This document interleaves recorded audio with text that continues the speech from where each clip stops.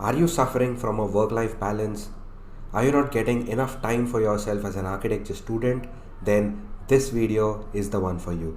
In this video, we're going to be discussing about why time management is super important for an architecture student and how you can manage your time with using these 6 steps which I'm going to be telling you. And finally, we're going to be going into the tools that you can use to manage your time. Okay, so without further ado, let's get down to this video. Okay, so the first thing is, why do you need to manage your time? Okay, and we have 3 reasons over here. So the first reason is to get a proper work-life balance. Now, when I entered into this world of architecture, into this journey of architecture, my work-life balance was totally screwed up. Okay, like when anyone, any friend, relative, or anyone used to ask me that, Sankash, let's go over here, let's go there for this event or any family function, I always had this one automated answer in my mind. And that answer was, dude, I'm super busy and I have a very important submission tomorrow. I won't be able to make it. If you are able to resonate with me on this, you need a time management schedule. Okay, then the next point that we have over here is incomplete or low quality work towards the end. So if you're getting an incomplete work, or if you don't get your work totally completed, like with all renders and everything in complete submissions, then you need a proper timetable schedule. Because as architecture students, we get a lot of time span for one project.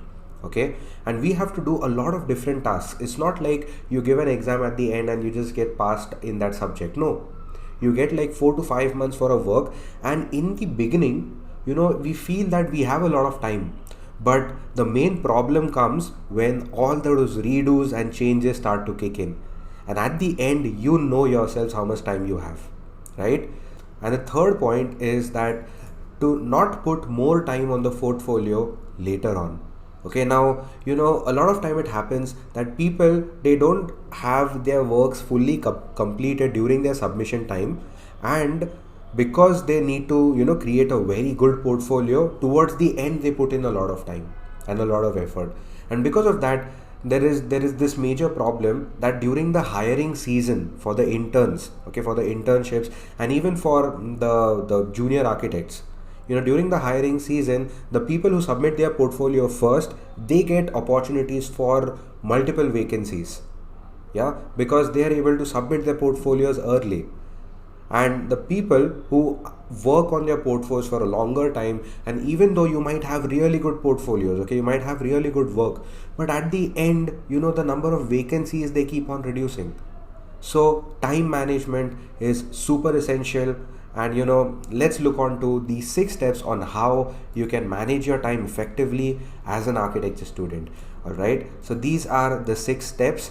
So the first step that we have over here is to get aware of your schedule.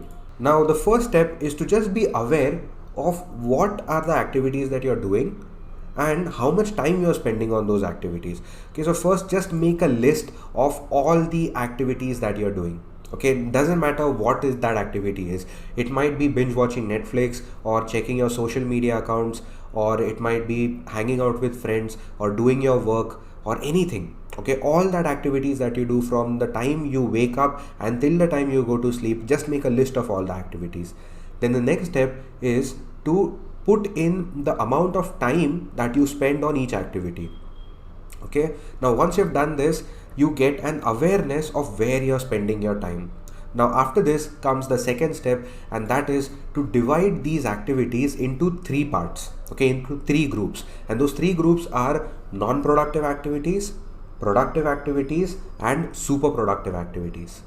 Now for example, binge watching Netflix, Amazon Prime, or looking into your social media, or just roaming here and there, all these come into non-productive activities. That means they are not just they're not very productive for you.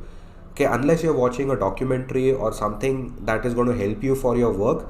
So that in that case it would be a productive activity. Now for activities like maybe meditation, or going to the gym in the morning, or for a morning walk, okay, or making your timetable, setting a timetable, these are super productive activities, because only one of this activity, like if you just set your timetable for an entire week, it it makes a system for yourself which you can follow for your entire week. It saves you a lot of time.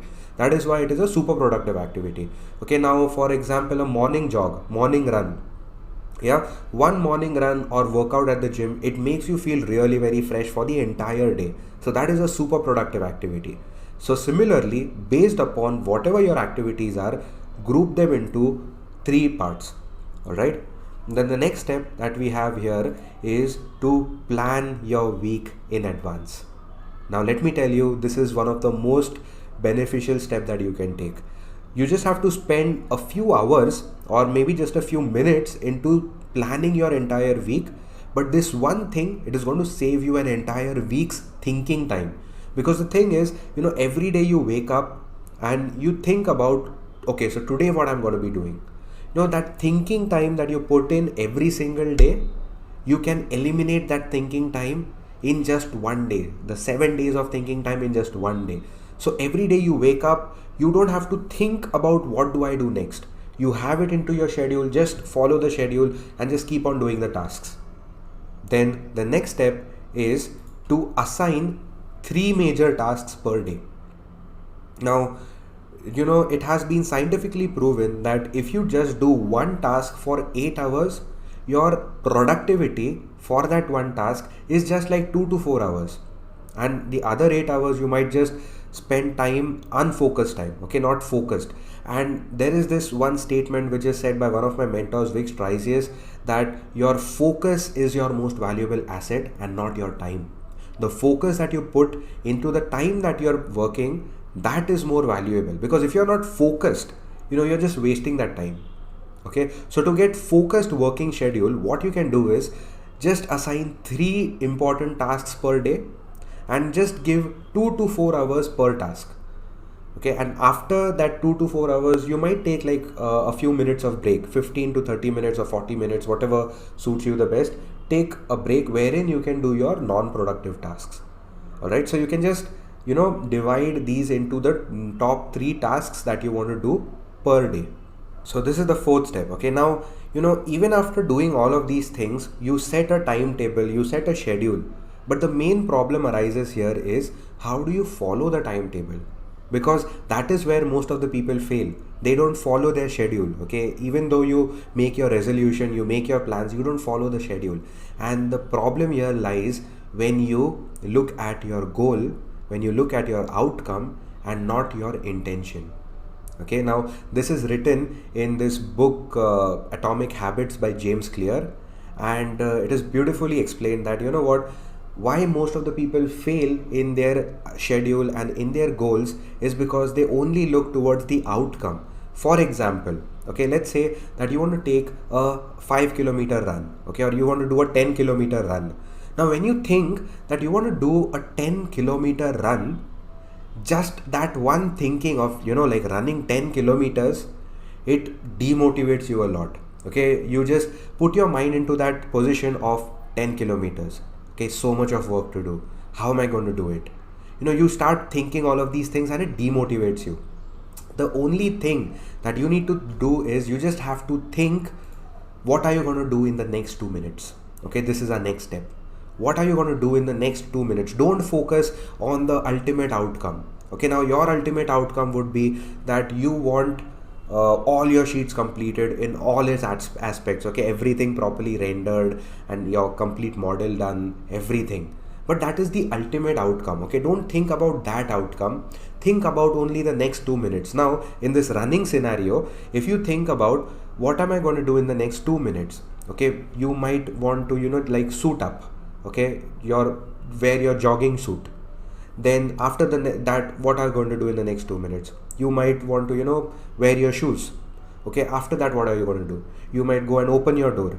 Then the next 2 minutes, you might just go to your lift and go down to your staircase and hit the road. Okay, so as and how you just keep on thinking of the next 2 minutes, you won't even recognize, but you would complete your goal. Okay, you would complete whatever that you want to do. All right, so don't focus on the outcome, but focus on what you need to become for that outcome. Okay, so goals are very important. Okay, I'm not saying goals aren't important. You need to set the goals, because if you don't know what your goal is. If you don't know where you're going, you could go anywhere. Yeah, so you need to know where you're going. But goal setting is useless unless you don't have a system for it. Okay, and this is how we are building a system, by setting a timetable. And how you follow that system is not by thinking about the outcome, but by thinking about only the next 2 minutes on what activity that you're going to be doing. Okay, so that is the fifth point. Now let's move on to the sixth point, which is things won't always go as planned. Okay, now I have made a lot of weekly timetables, monthly timetables, and let me tell you, never ever has something gone as planned. Okay, there are changes which always kick in, and because of those changes you have to make a few tweaks in your timetable. But making a habit of keeping a timetable makes you aware of all the activities that you want to do. Okay, it gets you clear that yeah, these are the activities that I want to do. In this week, these are the friends that I want to meet. Okay, so it gives you a complete clarity of your schedule. Okay, so keep on building a timetable, but don't expect that everything it is going to be going as per your schedule. You might have a few changes in that, and it's totally fine. Okay, but just keep walking, don't give up. All right, so these are the 6 steps which have helped me a lot in the past 1 year for accomplishing my goals and my objectives. So you can try this out, and if you found this useful, please hit the like button and hit the subscribe button to not miss any other future informative videos from me. Okay, now let's move on to the third point on what are the tools and what are the tools that you can use to manage your time. Okay, to put this into a form of a system. So these are the 2 tools which I use, and even you can use them. So the first tool which I use is Microsoft Excel. Yeah, so I have created a lot of timetables, schedules in Microsoft Excel, and I use them for a lot of other purposes as well, and not just work goals, but even other goals, the habitual goals and different other kind of things. And the second thing that you can use is Notion. Now let me tell you, Notion is something to which I have shifted on from Microsoft Excel, and I'm like extensively using it.